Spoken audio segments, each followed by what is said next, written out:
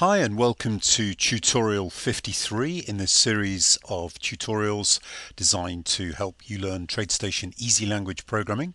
In this tutorial we're going to be going back to a program we created back in tutorial 11, but what I'm going to be demonstrating is in the last couple of programs I'd released, I'd included an area of the program which I called the filter area, and what I want to show today is just how you could use and how you could create filters. The specific filters I'm going to be looking at are a filter based on a stochastic, a filter based on CCI, a filter based on the program making trades on certain days of the week, and finally a filter based on linear regression slope. So let's jump straight in, and I've created several strategies to demonstrate this and applied them to the chart, and so I will make these available as a bundle of strategies. And incidentally, this is for educational purposes. I certainly don't think these strategies by themselves are gonna be profitable in any way, but they are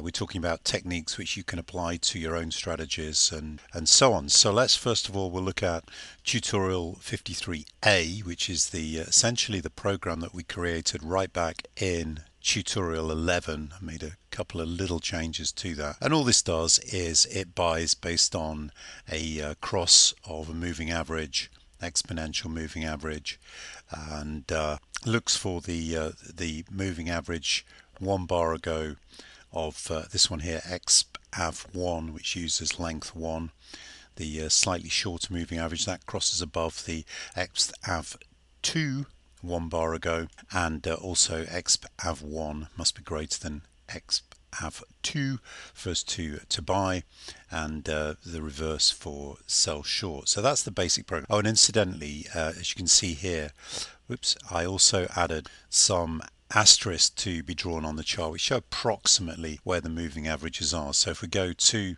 this 5-minute IBM, you can see the program, and you can see the moving average is indicated approximately by these dots. So what I did in B, which is again the same program, but what I've now done is added some filter functionality. And what I've done here is I've set all the filters initially to be true. That means that when you declare the variable, they're set as true.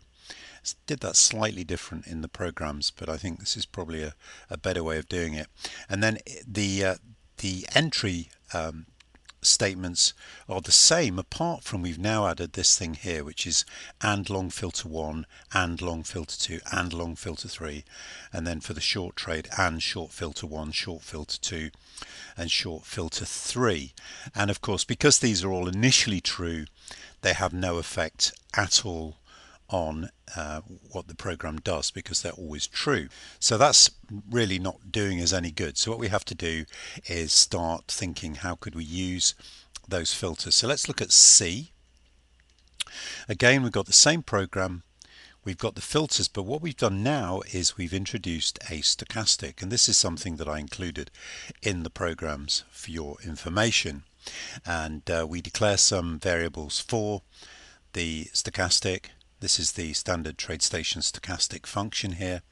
And then what I've done is just simply said long filter O slow k has got to be less than 80, and short filter O slow k has got to be greater than 20. And then we're just leaving long filter 2 and 3 as true.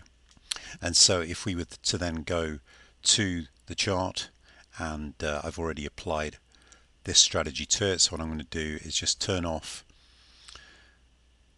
53A, and I'm going to turn on 53B, which is this one that we're looking at, and we'll now see far fewer trades. But if we go to the performance report, we'll see that it slightly changes because we've got these new filters. So that's the stochastic filter. We might also like to introduce an additional filter, so let's just look at 53D. Okay, 53D. Now what we've done in this case is we've still got the stochastic filter occurring just like we set up in the B version of the program. But what I've also done is now created a thing here which says value 2 equals CCI 14.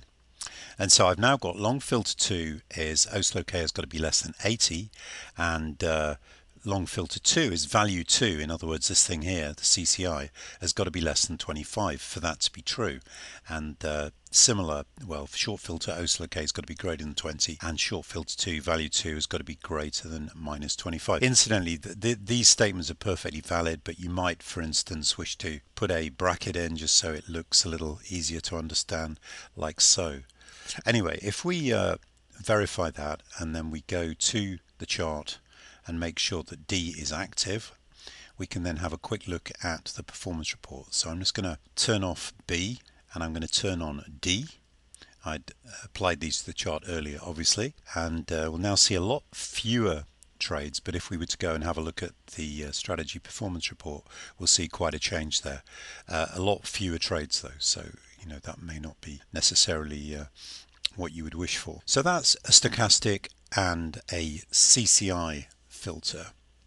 The next one we're going to look at is how would you create a filter just based on particular days for trading, and I've done that in, I think, E. Let's have a look at E. Okay, yeah.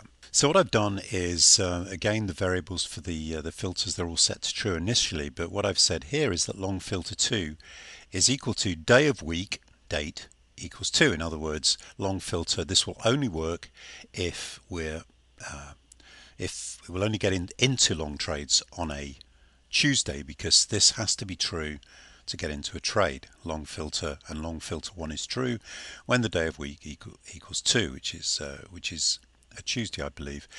Incidentally, if you're not sure about what any function means, again, you can just press right click, look at definition, and you'll see here day of week, and indeed 2 means Tuesday, so I'm just going to minimize that.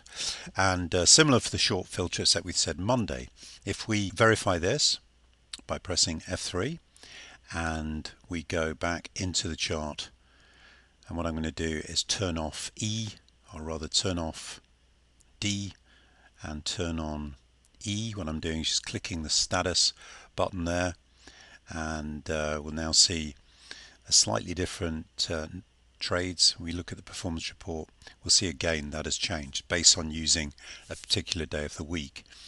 Of course, you could also, with this particular program that we're looking at here, you could make it day of week equals 2 or day of week equals 3, or depending on how many days that you want to look at. The other thing that you can do is you could make the day into an input value, and that's exactly what I've done in F here. So the program remains the same. We're looking at the same program. So this time I've created 2 new inputs, day 1 and day 2, and I've said long filter 1 equals day of week equals day 1, and we don't know that's Tuesday, so I'm just going to remove that comment there. And similarly, short filter day of week equals day 2. Now these are inputs, so what we can now do, I'm just going to verify that, and we're just going to apply this to the chart. So format, well, it's actually already applied to the chart. I'm just going to turn off E and turn on F.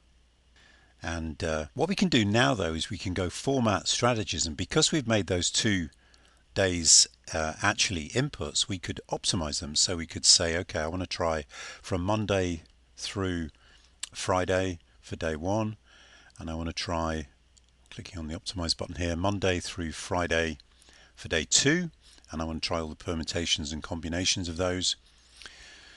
So we would just press optimize, and it would just go through and work out what would be, in this case, the greatest net profit for those day inputs. And of course you could do something similar for the stochastic and the CCI.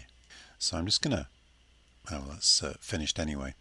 So the next one we're going to look at very quickly is, I think we looked at F, right? Yeah, we're going to now look at G, and G is using the linear reg slope, fast calculation, and all I've said here is long filter, the slope has got to be positive it to get into a long trade, and the slope has got to be less than 0 to get into a short trade. This is using the close value for the last 5 bars, and you can see I've just commented out long filter 2 and 3 and short filter 2 and 3, and they're set to be true in the initial setup, so they are always going to be true here, and so these trades will be determined by these conditions as well as whether long filter is true.